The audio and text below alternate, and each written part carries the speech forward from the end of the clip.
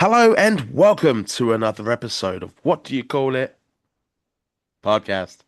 I'm your host, GB. Today's guest represents the Sanchez squad. Please welcome Joey Sanchez. Joey, how's your week going? All good? It's going great, my man. Nice to see you. Nice to see you too, mate. And glad to have you on. Before I do talk Glad to be about, here. oh mate, I'm glad we've been actually talking quite a lot in private. Yeah, yeah. So hopefully that does come out, sort of how well we've been getting on in private, because there's a lot to talk about. But before I talk about where you're at in wrestling, how you got into wrestling, I want to talk about you being a fan. But before I can do that, I want to know how you became a fan of professional wrestling. Oh man. So this story is kind of funny because it's me and my brothers. I've got two brothers. We were sat in our living room and we were watching Teenage Mutant Ninja Turtles or Ghostbusters. I can't remember which one of the two. Hmm. And my dad came in and he was like, "You need to watch a real sport and put on wrestling." And it was the Legion of Doom cutting a promo. Nice. Hooked. Right from there, I was like, wow, because it's larger than life, isn't it? That's And great parenting, by the way. That is great parenting. needless to say, like the more we got into it, the more that we were recreating it. He hated it then, because then Ah, he's got a parent, hasn't he? yeah. And yeah, so that was the fun part. And I remember like this distinctly, and it's a memory that kind of haunts me to this day. We we always had to have the same action figure because if one had one different, then arguments would happen. We had this one Hulk Hogan figure that there was only one, and we were fighting over it like crazy. Yeah. And my dad grabbed it from us and threw it on the fire. To this day, man, it Haunt you. Does it haunts haunt you? haunts me. Yeah, Was that a um, Hulk Hogan Mattel? Um, it was a Hasbro. Hasbro. Hasbro, that's what I meant. That's the Yeah, one. Was it the one where he does the arms like that? Or that one? yes. No, the ones where he's like That this. one. Yeah. It's yeah, it haunts me to this day, man. Mate, I could talk about Hasbro toys all day long. Love them. I'm going to assume you had the Legion of Doom ones as well, by the way. Oh yeah, Hawk with yeah, the yeah, neck was knit, put him down, boom. yeah. And then Animal, I think he had the arms as well. I think like my favorite one, like I'm a massive Bret Hart fan, so like Yeah. any of the Hasbro's that were Bret, I was like, I need to have. And with his outfit changes and his sunglasses change, they brought out tons. Yeah. So But you can never ace do man. the sharpshooter with it though. That was frustrating as a kid.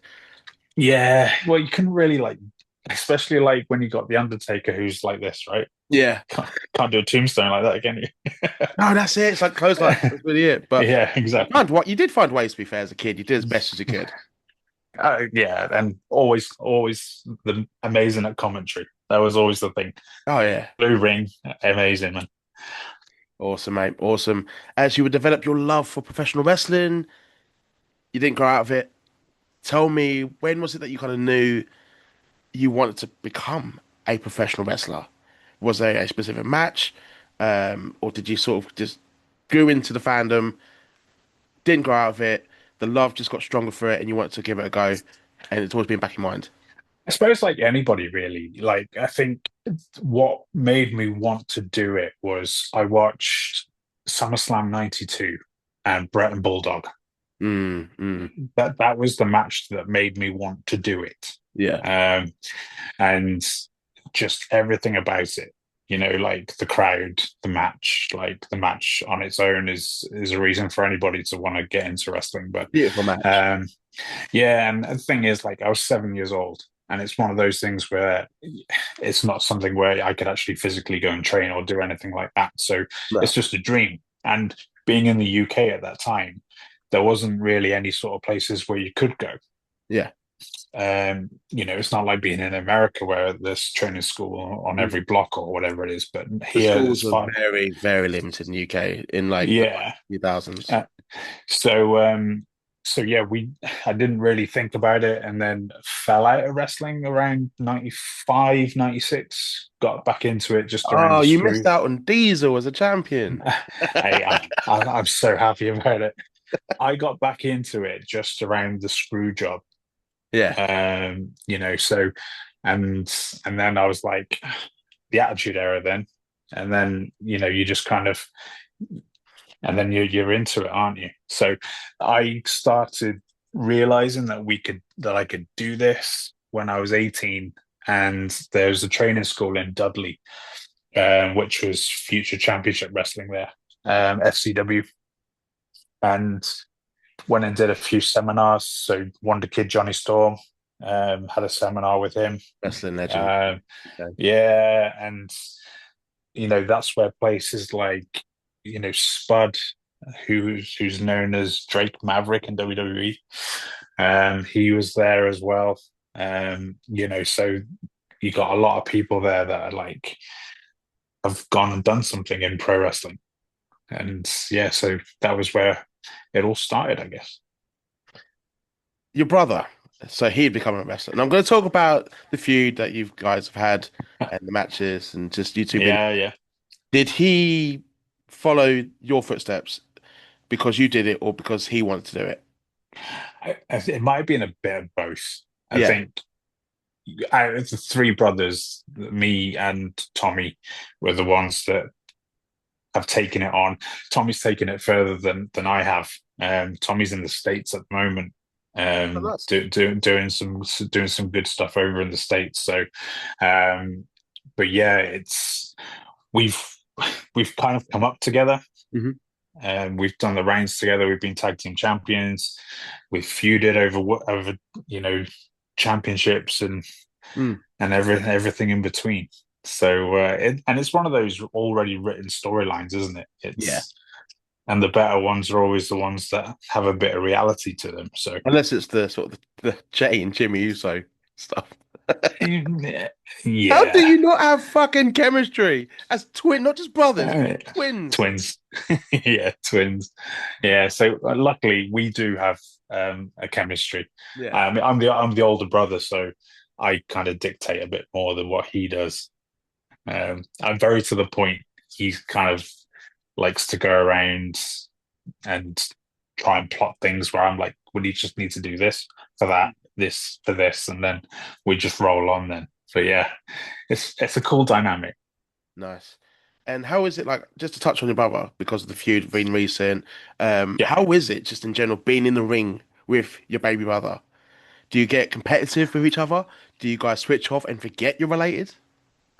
not really. I think that because we've been doing it for so long now, Yeah. and anytime like we go to plan what we're going to do, um, not to pull back the curtain too much, but hey, what the hell, Um, but when we do it, we base what we do on what Brett and Owen did, Yeah. because of a sibling rivalry, that's the best there ever was, in Agreed. my opinion. And the matches were always killer. Yeah. And this is the sort of thing that we kind of based what we needed to on, like Tommy's the one that wants everything, whereas I'm the one that's it's almost like Brett in a way. It's the fans. They're the most important people. We when we debuted for Breathe Wrestling last May, because me and Tommy are both from Shrewsbury, and that's where Breathe is based in Shrewsbury. It was like the hometown boys came home, and that and the special thing about that match is, we lost our nan 2 weeks before, and we buried her 2 days before that show. Oh, shit. So Yeah. it was like a nice little symmetry there, whereas like we weren't doing it just for us, we were doing it beyond that. Yeah. And we wanted just to put on. She hated us doing it, by the way. She hated everything Ah, to do with pro wrestling. She yeah. hated it, but this was our way, I guess, of um yeah, a nice little tribute in Still an some uphill. ways. Yeah, this is Yeah, dedication for you. To you. yeah, absolutely. And it was a dream. Like the whole thing was a dream come true for me because it was in a venue I've always wanted to be in. Hmm. And I had the perfect first opponent in my eyes, and we did some good stuff. Nah, good man. Tell me about Brief Wrestling. I wasn't too familiar with it until sort of we started communicating, and then seeing it on your social, Yeah, yeah. and then even looking myself on their socials, and just seeing some clips of their content, and it looks quite well produced. But just tell me about Brave Wrestling. Yeah, Breeze Wrestling was a pipe dream. It was we had a promotion in Shrewsbury called EDW, which wasn't necessarily stood for anything. It was a slogan. It was Eat, Drink, Wrestle. Yeah, And the doors closed on that very abruptly, and we didn't kind of get the chance to say goodbye to the fans that were packing out the building that we were in every month. yeah, Um, and a guy called Liam O'Rourke, who's Jamie Future, um, had this idea of running Breathe Wrestling. And he asked me about the bar market, and I was like, we got to do it. Like, even if it's one show, we've got to do it. Because, again, from a production point, it would be better than anything that we've ever done in Shrewsbury before. yeah. We've got talent coming out of everywhere. Like us, Jim, Miles Kamen, who is the Breathe champion. We've had Robbie X on the shows, and it's like we're attracting people that want to be a part of it. And that to me was like, there's so much scope to build this and make it as big as it could be. Um, the only problem is Shrewsbury's not really a hotbed for pro wrestling, and especially for the events that we were putting out. We deserved a bigger crowd for what we were doing. But from a selfish point of view, dream come true. It's like I can retire now and be very, very happy because I've done that. Yeah. The only thing that like I haven't done is be Breeze champion. That's the only thing. But No, there's still you time. can't retire yet, mate. There is still There's still time. a lot of time. Mhm. And with the career that you have had, I just want to go back a little bit because I love asking wrestlers about their in-ring debut. So I've Oh, got to yeah. hear about your in-ring debut. You talk about the training, the legends that you met, but tell me about the first time you stepped in the ring and had an official match. So the first time was I was in Wolverhampton, and it was a six-man tag. So it was one of those very easy matches to kind of blend in a little bit. Yeah. Not so much where like you can get scared, you get given a little spot here and there, and just to be in front of the crowd.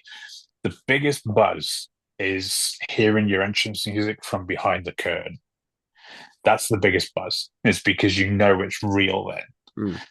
And then you come out and it's like I was a heel. What music So did you have, by the way, if you do remember? yeah, so the music I had then was Just Another Star by Bullet for My Valentine. Um I'm gonna have to YouTube it after this. I think it was, either that or it was Hand of Blood. Either way, it was Bullet for My Valentine. And I was part of like a faction called the Dark Alliance, I think it was. Yeah. And I was in the ring with my brother. So we were both opposite each other again. Oh, And nice. so we had this nice little match and stuff, and they went over and it was it was mad. It's one of them things where you dream about it for so long, 15 minutes goes by and it's over, and then you're like, I just want to do it again. Yeah. I just want to do it again. And I just want to keep doing it. And I just want to keep doing it. And that's pro wrestling, man. That's it's a drug and it's an addiction. It just wasn't And something, you might have been told as, like going back to what I said earlier, oh, you'll go out of it. I've been told that myself loads of times. Oh, it's not real, it's fake, it's whatever, it's just men in pants, whatever. But that love for it, man. That love. it's funny that when you hear the word fake, like this is from my point, it's like the I ultimate personally hate it. slapping. Yeah, it's like the ultimate slap in someone's face. Though Yeah. it's like would they're paying to watch it, but they call it fake. But it's like the same thing of like going to watch a movie or Mm. do you believe in this character? Well, Yeah. okay, but he's not real. He's playing somebody. This is what's happening with us, except the best way I describe it, it's violent pantomime. Yeah. Yeah. Yeah. Yeah. I think that's an You accurate know, description. yeah, and it's we do what we can to kind of Mm. not hurt anybody, but we do enough for people to believe. And I think that's and if you gain a reaction, then job done in my eyes. Violent pantomime. I like that. I mean, even though I'm not a professional wrestler, I'm a fan, but I've heard it pretty much all my life when it has been mentioned or people see me watching it or t-shirt or whatever. When they discover Yeah, that I yeah. like wrestling, I'm just like, oh, I don't care. Like, do you know what those people put their bodies through? And I don't necessarily just mention like Ric Flair stuff. I was like, every single wrestler who steps foot in the ring, anyone, doesn't matter if you're in WWE or not, but like you are putting your body on the line for entertainment. It's mental how people are still so ignorant towards professional wrestling. Yeah, I mean, you get it. I mean, it's one of those things where, Yeah.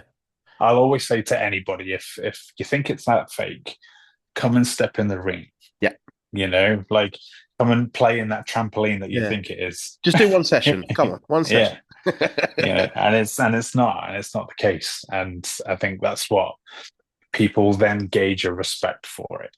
Yeah. And like I won't pull the wool over people's eyes. Yes, it's predetermined entertainment, but Yeah. Yeah. the bumps are fucking real, man. Yeah. Like Jesus Christ, I think I'm in my overdraft for my bump card. I like that. I like You that. know, Yeah. so yeah, it's far more real than people think. I think the fakest thing in wrestling are some of the people in it. Yeah. That's my opinion. Love it. Love it. I see you was in a tag match with Damo Scorpio, and it was against Jay Future, you've just mentioned, and Yeah, a young Brian Pillman, Lex's a kid. young Brian You Pillman. said Yeah, it's one of your favorite memories from yeah. wrestling. Let the listeners know why it was one of your favorite memories. It's one of my favorites because it's the wrestling Brian Pillman Jr. was the closest I would get to wrestling Bret Hart. Yeah. And the reason I say that is because of the Hart Foundation, with Pillman being in it. And a nice, like, little caveat in that match was I got to put Brian Pillman Jr. in the sharpshooter. Nice. That's sick. Yeah.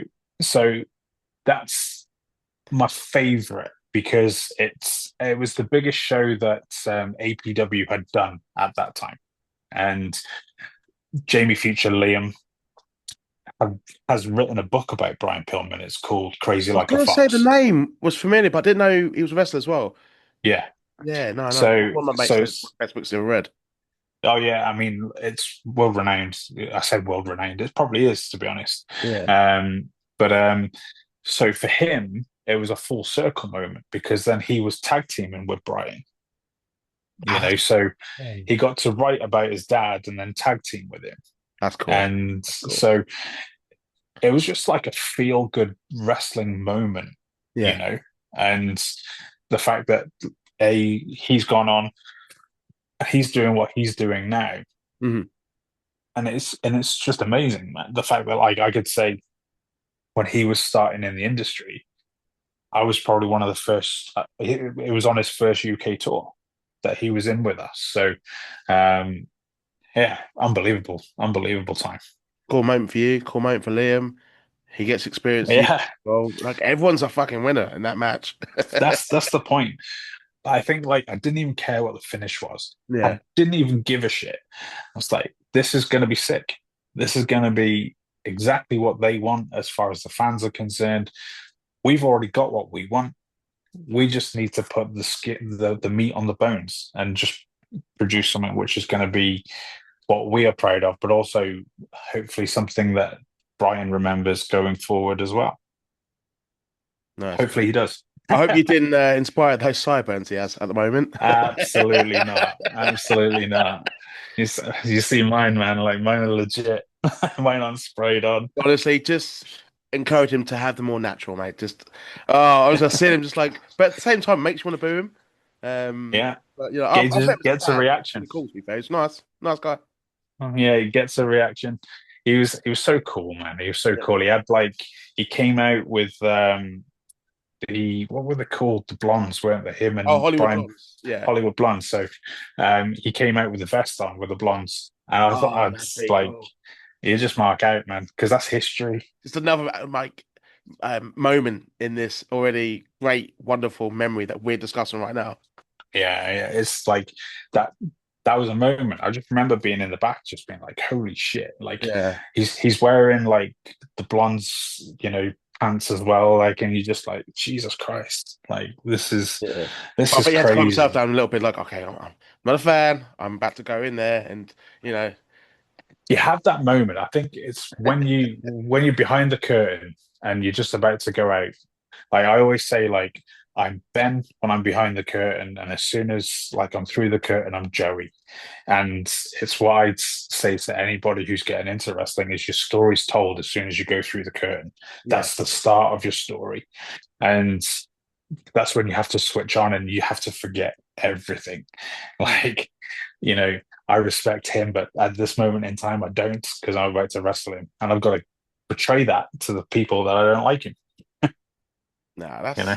that's cool, man. Honestly, I'm so happy for you to have that memory and the fact that we can sort of embrace it. I spoke about it before recording. It was an interview that you actually shared with me privately, Yeah. 2017.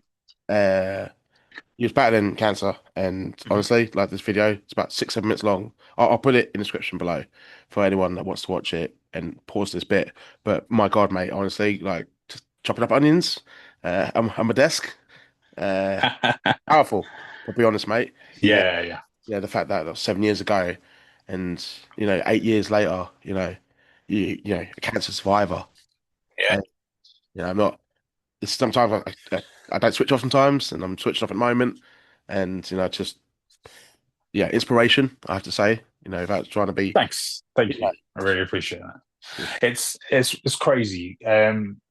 When I was still wrestling without knowing I was diagnosed. So it's crazy. So I was developing like lumps under my arms. yeah, And at the time, I was wrestling topless. And I didn't really notice it. I just thought, it's just an injury I've got. hmm And I had a cough and it would go away when I was doing like wrestling matches or I was in the gym. It was just afterwards, it would just kind of flare up and flare up. Um, got the diagnosis eventually that it was Hodgkin lymphoma. And so it's basically I had a tumor type thing here on my chest. It was in my arms. It was in my neck. It was everywhere. the X-rays, Um, the video, just yeah, fuck, yeah, and that's part of the reason why I wanted to when he mentioned about filming that. I said we've got to put that in hmm because that's the real side that people don't see. For people that aren't going through it, they'll never see that side of it. And I want to pull back that curtain on cancer and show people that the scariest bit about being diagnosed was hearing the word cancer. That yeah, was the scariest part because you associate it with death and everything that's bad is that word. And I wanted to be like that beam of light in some ways that was like, fuck this, like we're doing this. Um, I remember like my dad telling me he was in the waiting room with me when we were told, and I don't remember getting to his car. That's the only bit that I don't remember. I couldn't even tell you where I was. And I just looked at him and I just said, "This will be the hardest thing we ever do, but the best thing we finish." And it proved to be that. And it was funny because I was living off three words, and it was like Seth Rollins had just released Redesign, Rebuild, Reclaim. yeah, And so I was like, I'm using those three words literally. Like cancer is going to redesign me because I'm going to lose my hair, I'm going to lose my eyebrows, I'm going to lose everything. Then I'm going to rebuild and I'm going to become me again by reclaiming my life back. So they were the three things. Those three words will always be so meaningful to me. And to Seth Rollins, it was a T-shirt I was gaining royalties. For me, it was life, and we beat it. And that's the massive thing. And they told me I'd never be able to have children. I'm sat here with a 5-year-old, and beat the that's odds. that to me is like the biggest fuck you to cancer I could give is the fact that like I'm here married and I've got a son. And then they told me I couldn't have. So yeah, who won? Mate, you are winning at life, honestly. Thank you. Yeah, it feels that way. It feels that way.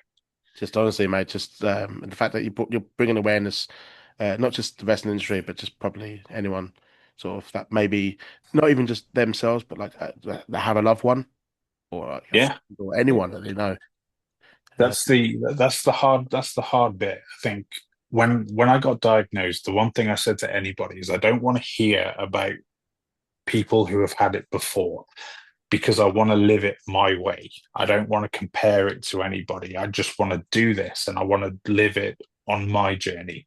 yeah, And I'm there for advice, I'm there for help. If anybody's going through that, I'm a DM away.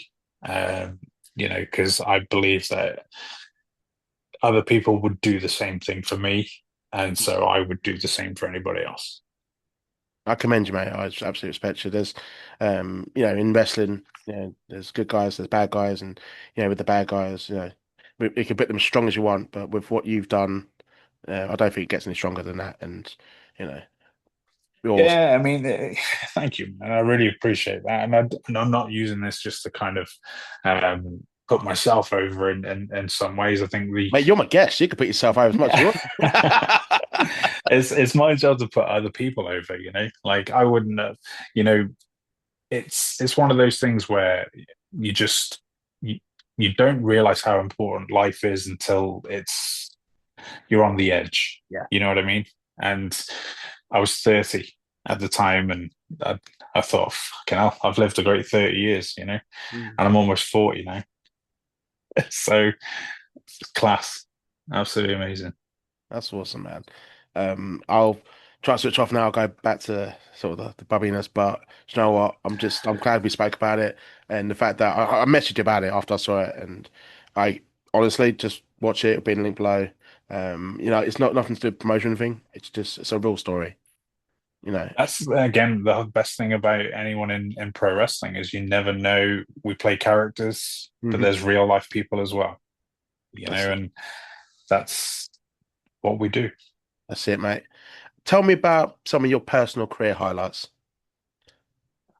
Oh man, So you talk about jeez, sort of the feud of your brother, the yeah. Fight Storm and Nexus King, the junior, and obviously the tag team, and just Breathe Wrestling. But just things that remain back in mind, be like, that was really fucking fun. Or I liked wrestling there, or oh really? Yeah, I mean, there was a time where I wrestled in Birmingham, and it was I can't even remember the name of the company, but we had El Generico on the show, otherwise known as Sami Zayn, and he came in with a cold.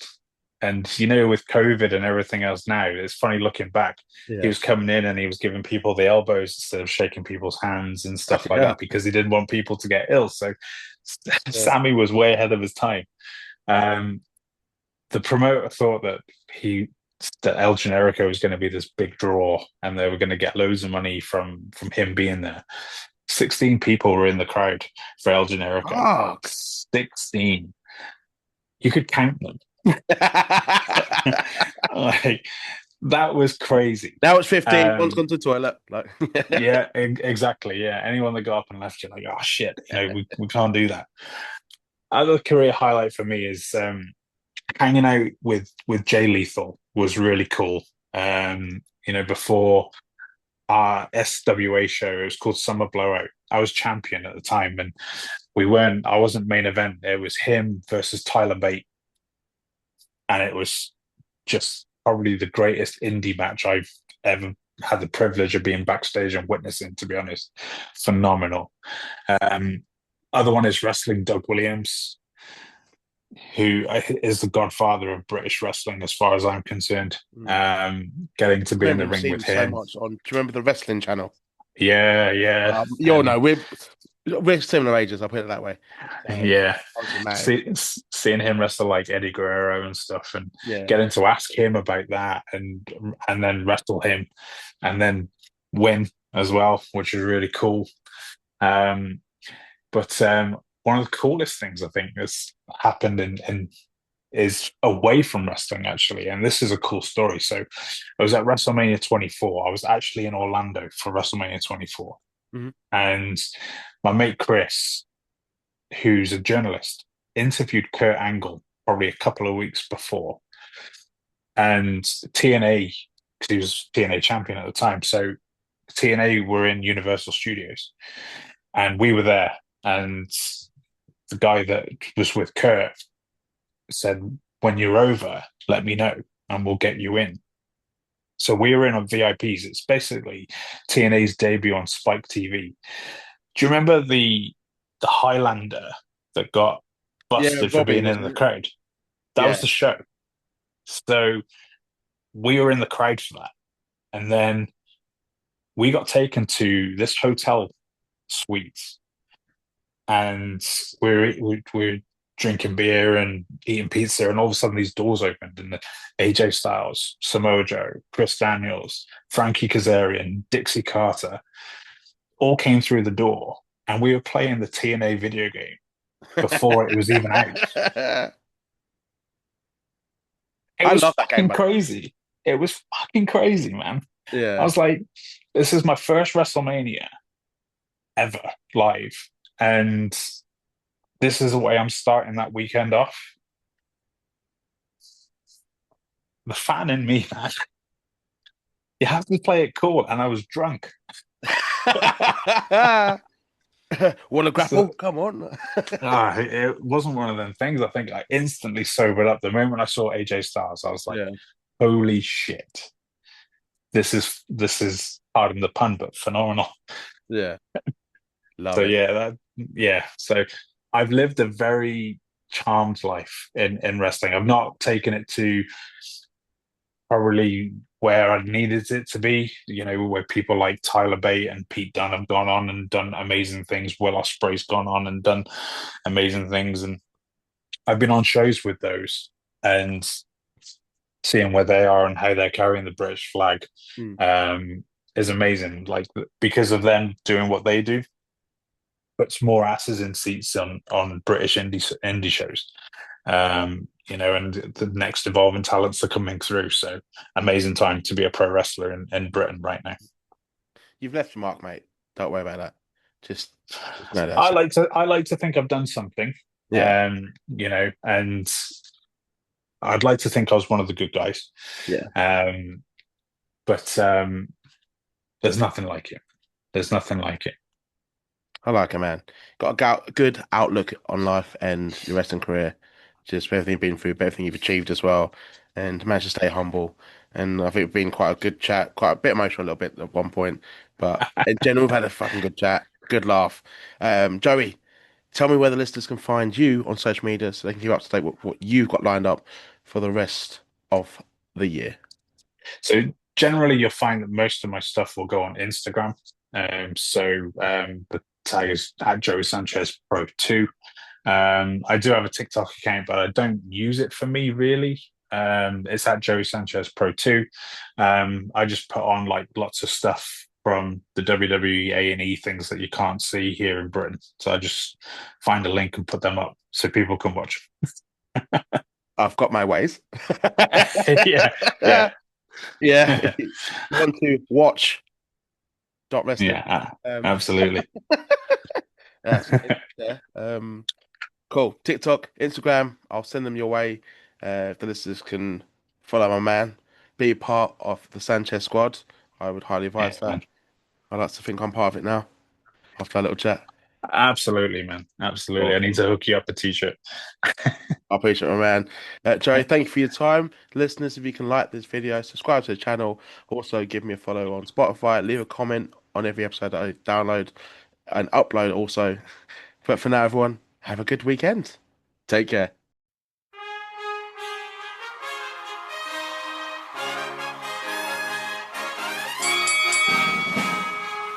Ladies and gentlemen, boys and girls, children of all ages, it's time for What Do You Call It?